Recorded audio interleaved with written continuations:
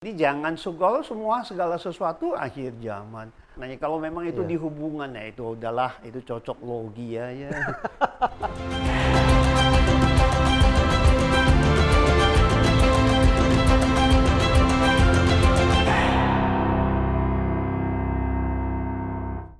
Bapak kembali kepada tema kita. Ini pandemi COVID-19, ada banyak hamba-hamba Tuhan.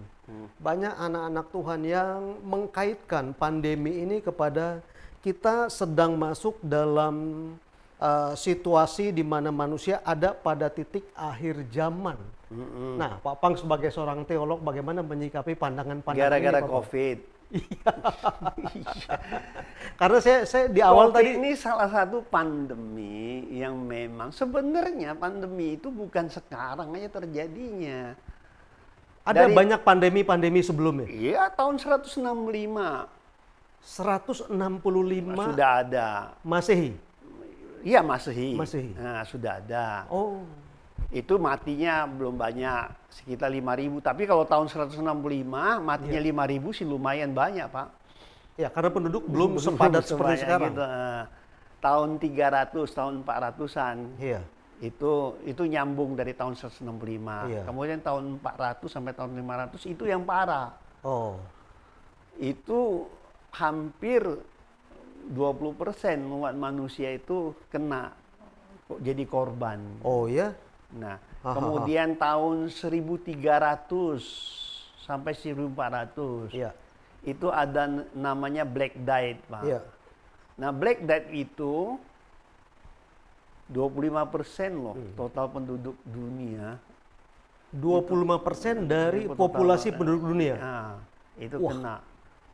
Loh, itu nggak akhir zaman, Pak. Bukankah itu akhir zaman?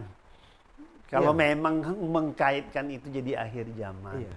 Nah, kemudian tahun 1300, tadi kan 1300 ya. Iya. Tahun 1600 Iya. ada lagi flu London. Flu London. Nah, 25% penduduk London kena. Oh, flu London yang merebak di seluruh London artinya. gitu. London. Oh. Yang lebih parah lagi flu Spanyol. Oh. Flu Spanyol tahun 1918. Iya. Setelah Perang Dunia Pertama. Ah. Coba tadi Bapak yang mati di dunia tadi gara-gara COVID berapa, Pak? 1 juta per hari ini ya Pak ya? Heeh. Kurang lebih 1.100.000 Iya. orang yang menjadi korban meninggal. Ya, ini yang tahun 1918 ini 50 juta, Pak. 50 juta. Nah, kok nggak kiamat, Pak? Iya. Artinya begini Pak Pang. Berarti artinya pandangan yang mengatakan bahwa ini adalah di mana kita manusia hidup pada akhir zaman. Nah, Itu nggak sesuai dengan firman Tuhan, Pak. nggak ada loh. Kalau mau lihat sejarah pandemi, Iya. loh itu kan sampai tahun 2005, 2012 juga masih ada, Pak. SARS, AIDS, Ah, dan segala macam itu lebih banyak makan korban, Pak. AIDS lebih banyak makan korban. Oh, sudah 14 juta, Pak. 15 juta kalau tidak salah. Oh.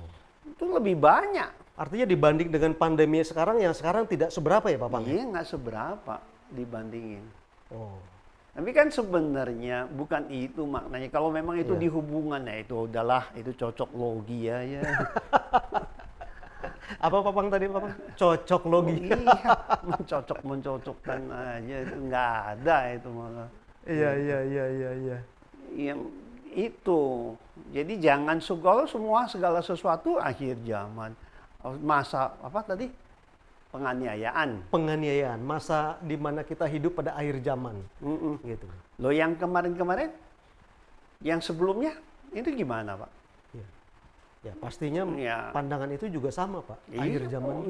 akhir zaman juga kan. Belum, Pak, belum. Artinya Pak Pang menyikapi atau memandang pandemi COVID ini sebagai apa, Pak Pang? Kalau Sebagai seorang peneliti dan teolog. kalau saya gini, Iya. manusia ini makin bertumbuh, makin berkembang. Iya. Sebenarnya makin banyak dosanya. Manusia bertumbuh berkembang. Terus banyak dosanya. Banyak dosa. Jadi Tuhan itu izinkan ini terjadi. Tuhan izinkan ya, saya nggak bilang itu dari Tuhan loh ya. Saya nggak bilang itu dari Tuhan loh, itu Tuhan izinkan. Kenapa? Ya karena untuk mengerem ya manusia itu jangan terus berdosa tambah parah, Pak. Kan ada contoh-contoh kayak Sodom Gomora. Karena dosa dan kesalahan manusia. Iya. Coba ini ya. Padahal kalau kita mau neliti benar nih Pak ya, padahal Tuhan itu baik banget sama manusia Pak. Iya. Amin. Kenapa saya bilang baik manusia? Dia masih kasih caranya itu, kalau saya sih pribadi masih halus Pak. Dia kasih penyakit. Gitu. Terus Tuhan izinkan itu, bukan dia yang ngasih ya. Dia nggak, Tuhan itu baik, dia nggak mau manusia itu celaka, nggak ada. Cuman dia izinkan supaya manusia itu jangan bablas, makin lama makin dosa gitu loh. Oh ya. Setahu saya nih zaman kalau saudara baca di sejarah-sejarah penyakit pandemi ini, ada salah satu orang dulu penyakit nakal umpamanya. Suka inilah orang bilang penyakit ya, kelamin bergaul maksudnya bebas gitu. lah. Terus kena penyakit kelamin. Ya. Pertama dikasih GO.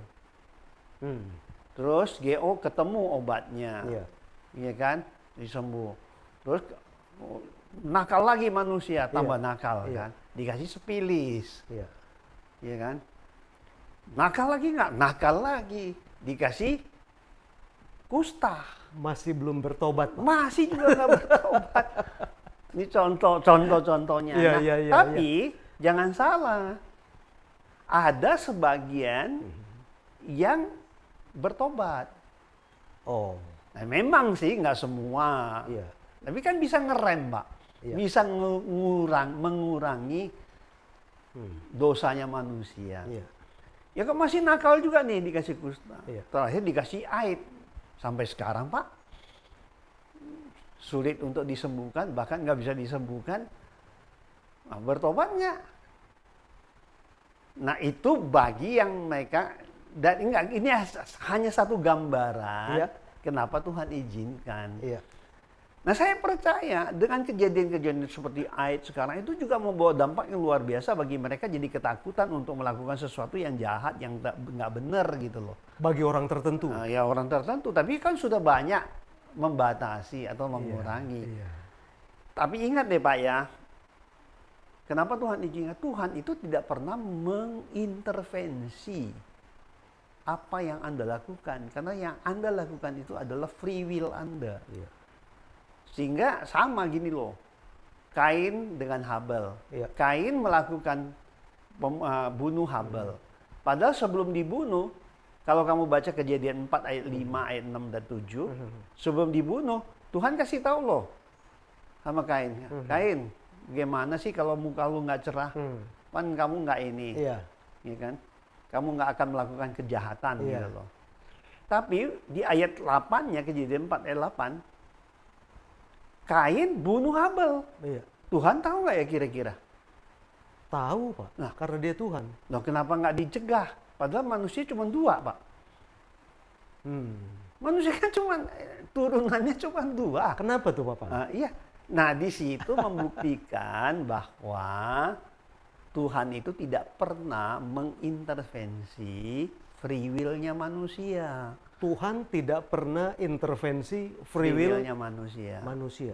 Karena free will itu yang Tuhan yang kasih kan? Iya, Tuhan yang kasih.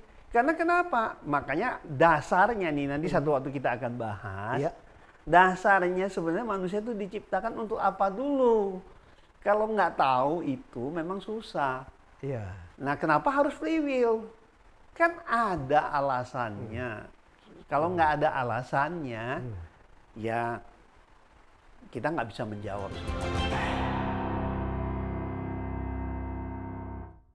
Makin lama makin bobrok. Makin bobrok? Oh iya, makin bobrok juga makin parah gitu. Oh iya? Iya.